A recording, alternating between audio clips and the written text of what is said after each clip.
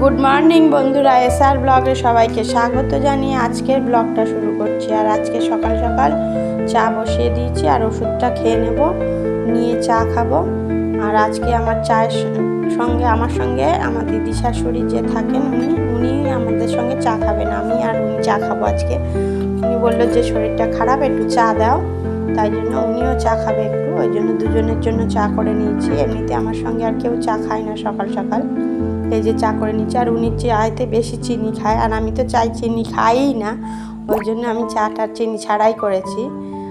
আর আমি চাটা খেয়ে নিচ্ছি। আর সকালে খাওয়ার জন্য পেঁপে ভাজা কেটেছি।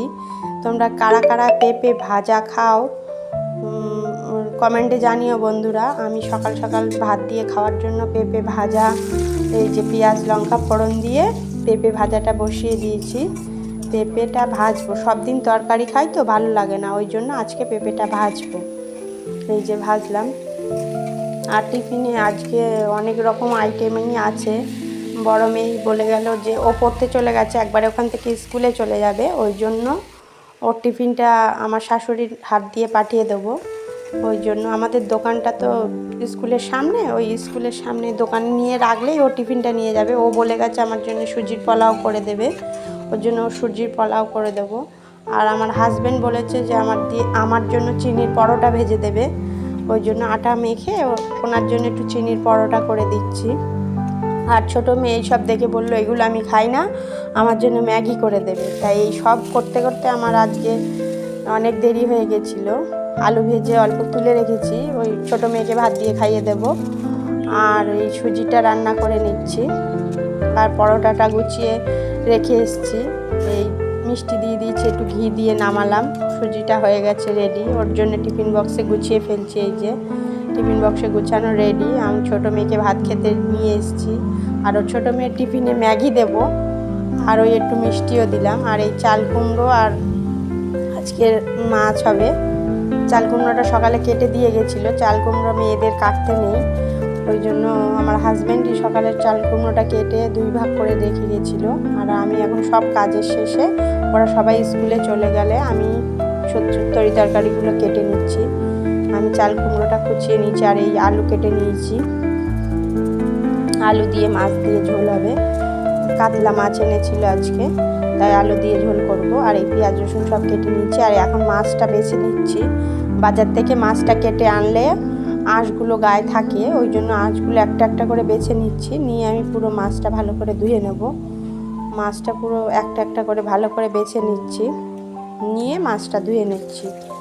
এই যে মাছটা ধুয়ে আমি রোজের মতন মাছটা, মাছ হোক মাংস হোক যে কোনো মাছের জিনিস আমি এই ঝুড়িতে তুলে রাখি, ধুয়ে ঝুড়িতে রাখি, জল ঝরে গেলে তারপরে নিয়ে মাছটা লবণ হলুদ মাখিয়ে রান্না করি। আমি প্রত্যেক দিনই এইভাবেই রাখি। আর মাছটা ধোয়ার পর সিংটা একদমই রাখি না ওভাবে, মাছটা ধোয়ার পরে প্রত্যেক দিন আমি সিংটা মেজে নিয়ে তারপরে অন্য কাজ করি, না হলে ওর উপরে বেশ থালা বাসন রাখা যায় না, নোংরা হয়ে যায়।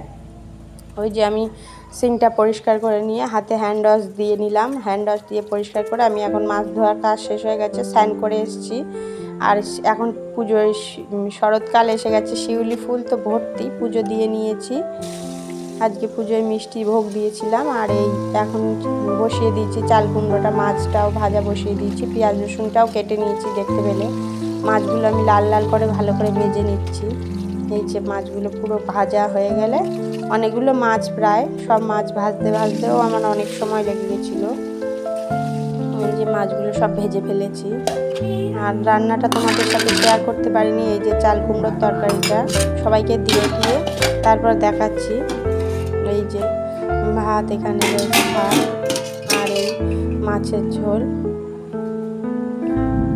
গুড ইভিনিং বন্ধুরা, এখন সন্ধেবেলা আমরা নিজেরা সাজবো পুজোর সময়, বিছানাটাকেও সাজাতে হবে, ওই জন্য 2টো বেডশিট ফ্লিপকার্ট থেকে অর্ডার দিয়েছিলাম, এসে গেছে। এই যে ফ্লিপকার্ট থেকে 2টো বেডশিট, খুবই সুন্দর।